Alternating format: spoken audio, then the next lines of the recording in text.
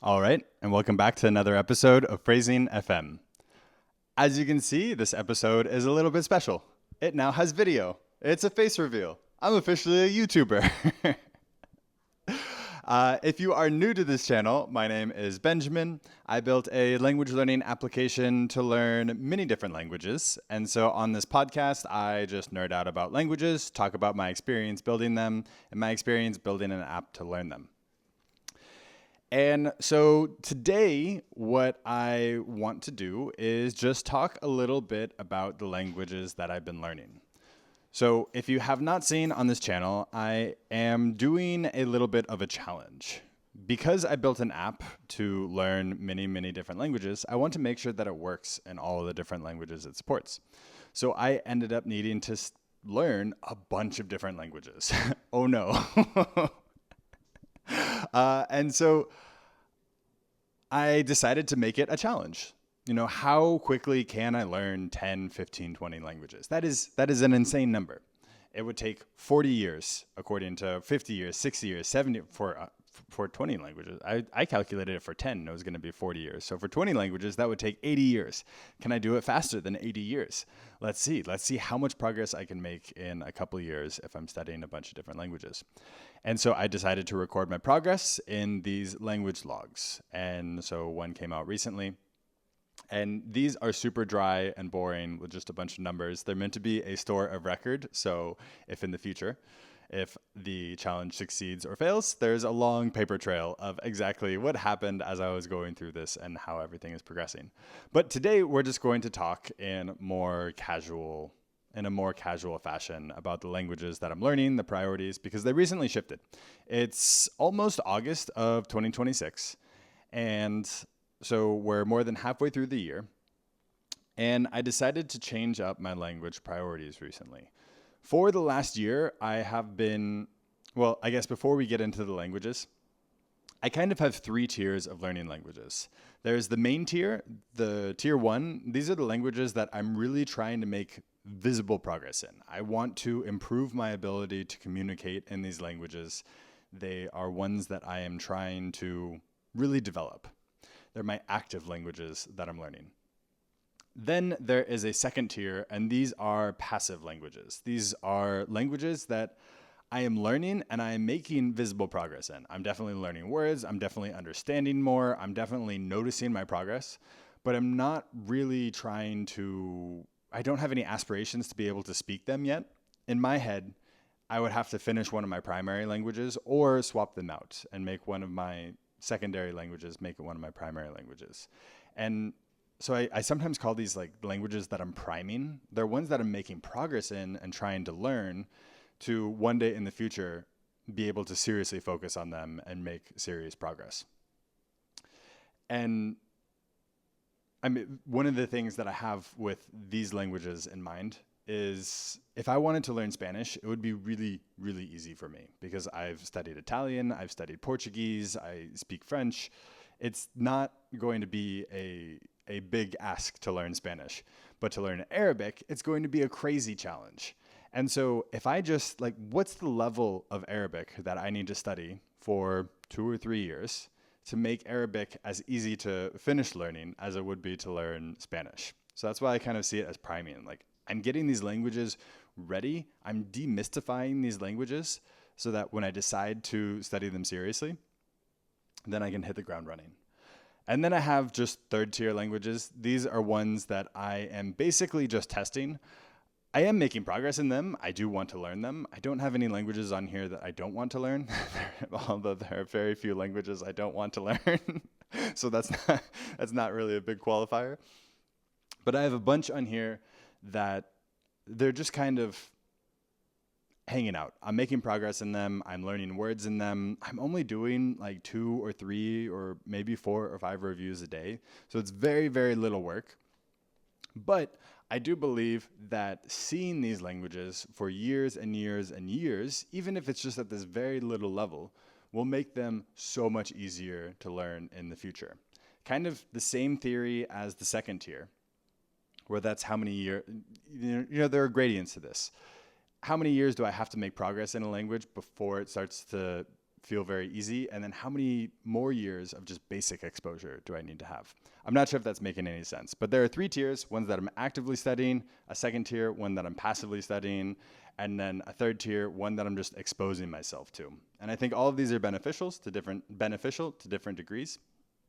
But for the last year, I was actively studying. So my tier 1 languages were Turkish, Arabic, Croatian, and Japanese. At some point, it started with Cantonese, then at some point it switched to Japanese.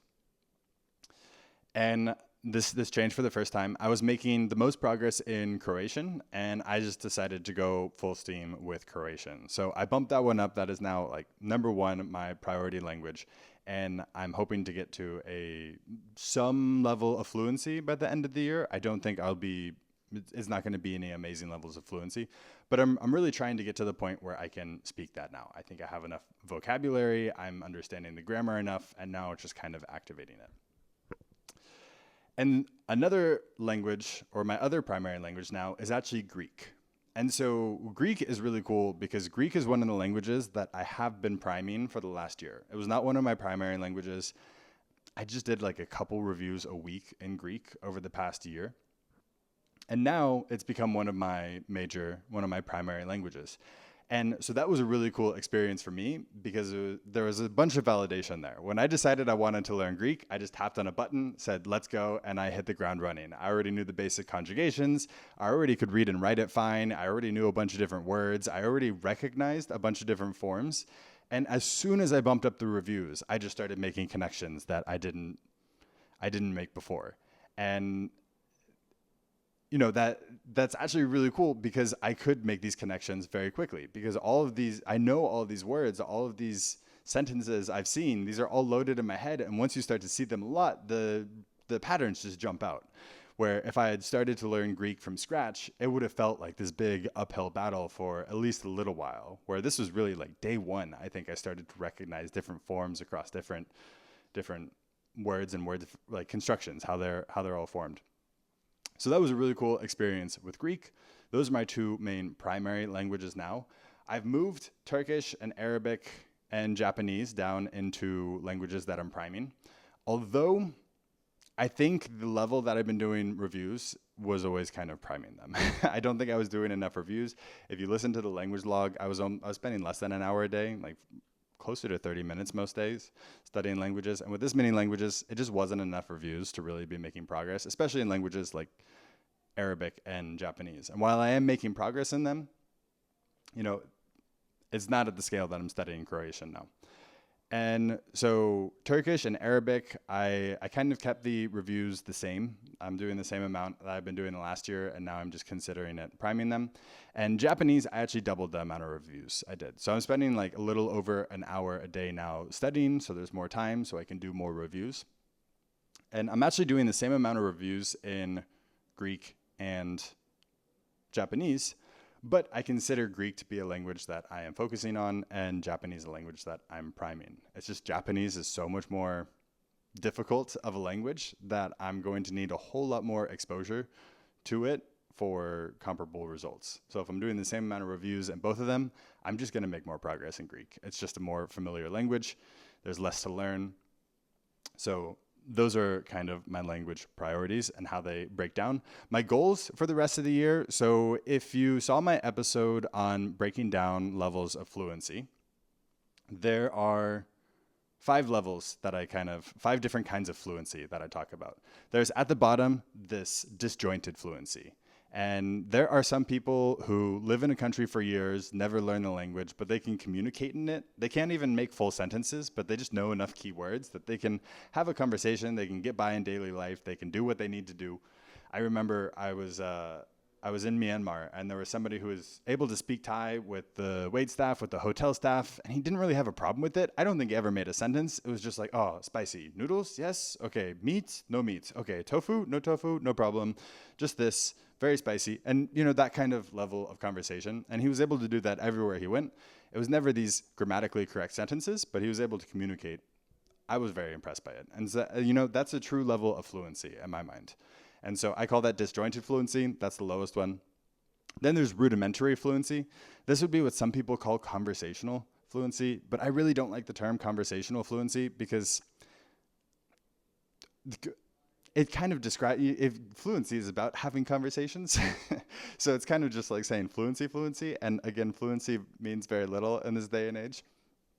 And also, yeah, I also think conversational fluency is kind of a high level of fluency. If you want to really be able to have a conversation with somebody, and like a real conversation, not just exchanging pleasantries, but actually talking about something serious, that's like a really high level of fluency in my mind.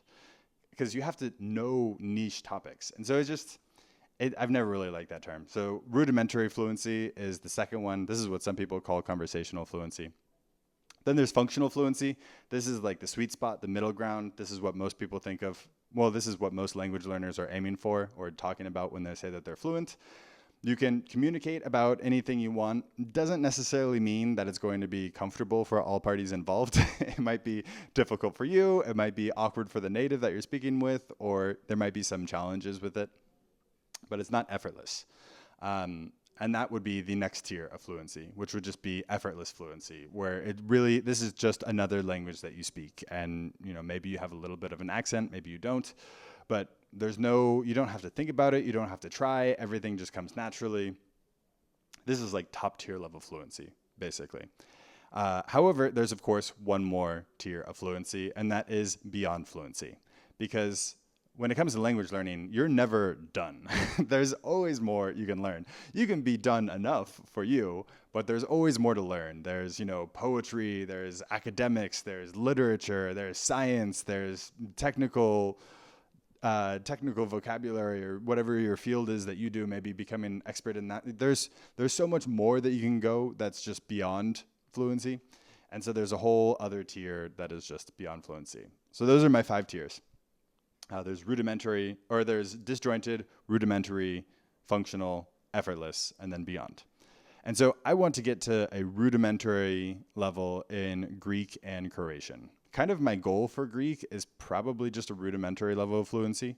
I'm not sure if I would pursue it that much over it. I think I'd rather spend more time on Turkish and Arabic and Japanese. But just hitting like a basic level of fluency, I think I'd be very happy with that. With Croatian, my goal is to get to like a functional level of fluency. By sometime next year, I don't know if I'll get there by the end of this year, but I'm aiming a little bit higher with Croatian. By the end of next year, I'd like to be effortlessly fluent in Croatian. That's I just love that language. I love the country. I'm enjoying it. It's a case-based language. It's just cool. And I want to go very far with Croatian, and we'll see if that holds up. But so those are kind of my goals with the languages. Greek gets a basic level of fluency, rudimentary level of fluency. Same with Croatian, maybe a little bit further, but I have higher aspirations for that one. And then just priming Arabic and Turkish and Japanese. So seeing cards in these every single day, and quite a few. I think I'm seeing like 30 plus reviews. In Japanese, I'm seeing maybe 80 reviews some days, which is a lot. Which is a lot to, like, you're making real progress on them at that point. You are definitely learning the languages. But of course, learning a language is a lot more than just seeing reviews and learning words. So while I'm progressing in these, I wouldn't say that I'm really actively focusing on them. I'm just priming them, because I want to be in a really good state to hit the ground running when I do decide I think probably Turkish will be next. Apparently, Turkish and Croatian are rated the same difficulty for English speakers to learn according to the FSI, which blew my mind because I've been studying them for the same amount of time, and Croatian seems so much, maybe the difficulty curves are different, because the sentence structure and the way they say things in Turkish is just so alien. And the way they say things in Croatian, they have a slightly different word order. They have a case-based system. There are grammatical things that are difficult that I just kind of consider normal language learning woes. But Turkish, you have to reconstruct. If you have an idea in your head, you can't translate it and just try to make it sound nice in Turkish. You have to reconstruct how you're going to even convey this information, and also processing information. Like, to me, it seems like it's going to be a lot harder. But I'll probably focus on Turkish next. But that's coming up in the future.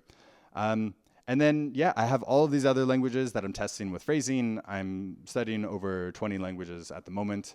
They're all making up just 1% of my reviews. So just a very little bit, but I'm still learning words in them. I'm getting exposed to them every day. I'm learning the writing systems in several of them. And the only difference in these is the Chinese languages. So for Mandarin and Cantonese, I do see 2% of my reviews in those. And again, it's kind of the same thing with Japanese. These are just really hard to learn languages if you've ever studied these.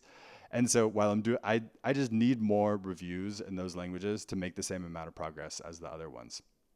But I think it would be so cool to just do a couple reviews, 5 to 10 reviews of Chinese every day for the next couple years, focus on the other languages that I'm more excited about, then come into Chinese knowing 1,000 words or 2,000 words and a bunch of sentence structures and the general grammar and how these go along and like practicing tones and recognizing tones and things like that.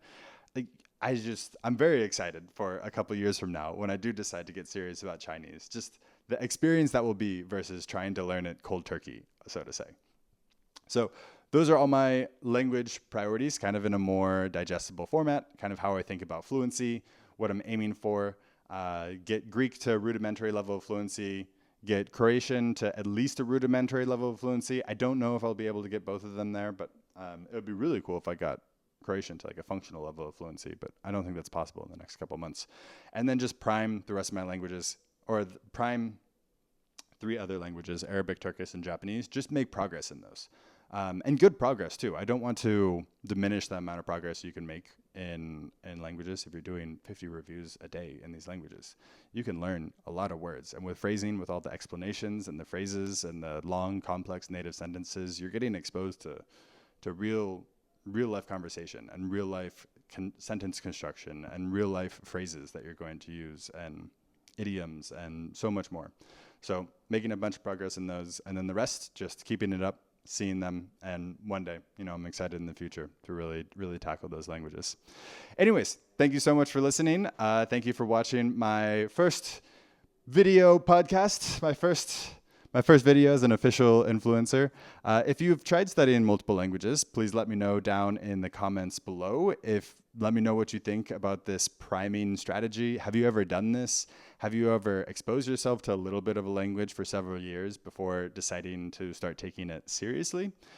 Which languages would you like to learn? Or which language, a more interesting question is, what language are you learning? And then which languages would you like to prime? Like, which ones do you want to learn next? And yeah, if you like this video, like, subscribe, share with any polyglot friends. As you can see, it's quite a small channel, so any support goes a really long way, and I will catch you in the next episode. Thanks so much. Ciao.